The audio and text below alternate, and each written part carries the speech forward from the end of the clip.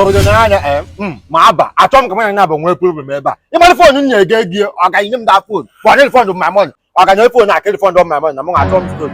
Mpa ka wage suku noise ki na-eme. Ọ ga nko deal, nko business, buy I don't buy, sell I don't sell. No refund of money after payment, me ka mfie. Ọ ga ihe abụ phone nye ege. Ke do abụ phone ide mege, ke phone ikwo mo gwa. 13 Pro Max ka m kwụ. Ke ife nye ege. Ọ ga ihe abụ 13 Pro Max na. Ke do abụ 13 Pro Max. 13 Pro Max ọ bala anya ito. Look at it now. 1 2 3. Ngwa watch ya. Ba iso obodo isa. To wore wa. Ta.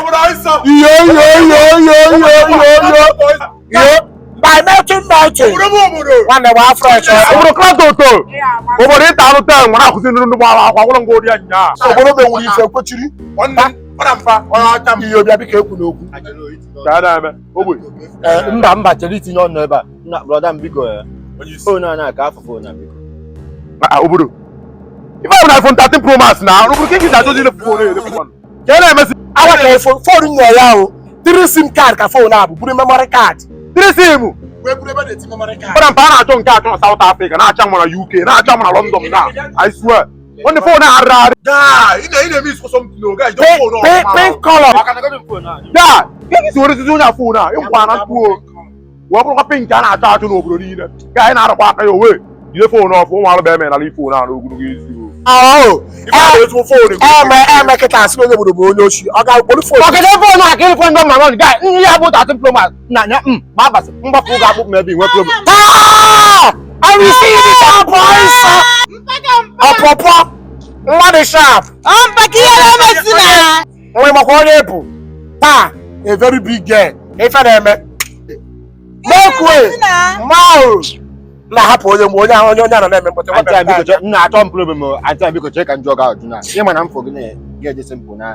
Because careful to be. Waiting this one papa dey talk for here. Adimbajo na. Yes. 13 Pro Max. Ani talk. Na kan lesi obi ba na current talk na current nonsense. Ngwa phone ni. No ba nya 13 Pro Max 3 SIM card. Hey. Bu eba the team memory card e bua with phone. Aya bi chi igba egwu. Watch ya o. Kifi enye ya. Ole with pink color. Na ka na wear so na check and jog. 13 Pro Max on a phone. Aga na ewete ihe a latest start ihe a na-emu. Mpa ima na onwe ihe ya wọta onye na-nwere ego nwe ka o si agba agwa. That is the thing. Njabi akịta ọbụrụ na nna akwụ ya ọ bụrụ nkịta mgbanye real film ọ nwere na ka ekwenye ụdị street m batara abata ihe a na. ka ewe na Ọnụ ma maazị ihe ka ọ Nwere udo. Why? ime wuri ọsọ taa ka ụdị street nna obodo ihe ahụ phone nkwụ ụgwọ ya.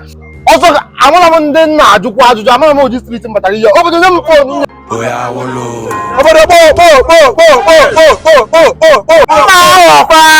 obodo nwoke a dị ọcha nsọ Obodo ị na-ekpo guchi ị na-ekpo ịwa akwa asa dị ya 7 photo 14 Pro Max enwe 14 na enwe 14 na confirm then enwekwa m SS Max in case onwe need you 15 mba 15 mba 13 nwe ka nlesi alọba na brother m biko chere nna na eme na ma dị achọ ndị na-emeso ntị iti ọnụ nna biko kere afọ phone bi ya bụ 13 Pro Max na na-enye dị afịa iyi bra n'anya na-enye na ya bụ molomolo upgraded ya o abụdị molomolo ya ego na ka lesịrị ya cheap 12,000 very cheap.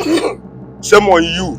ihe na 19,000 Awa for you. Awala na mpa dị SS Max ka mgbalu akwụ ya ọta nwere iche ilesi nka ekwere m ụgwọ m ozugbo anya lekpọ gị na phone aganya m anya maka mma agbanyụ gị elu ọ ga-ahụ ya Awala ile ya ozugbo ata na ofo just the phone na the phone don my money because na ma fugo na ndala do na street here oga mara phone nye ege gia ihe ntiri gege 13 Pro Max oga agaghị fund my money nem that phone mpa ga ntị ka ngwa gị jide phone a abịa na ahịa phone ihe ya wata bụ na enwe new one brand new ịwatago nwee London use nwee China use watago bịa nwezi awada use nke akwanye esi m oge nke a bụ awada use na ya iPhone ndị awada na-use awada use and quality buy I don't buy sell I don't sell if I no refund of money after payment nne ya ka nwụọ agata wee yours. Obodo oge ntiri gị ego agwa nke na-awada use ka nchọ obodo mgbe m na-ego ego agwa nke na-awada use ka nchọ ma abasị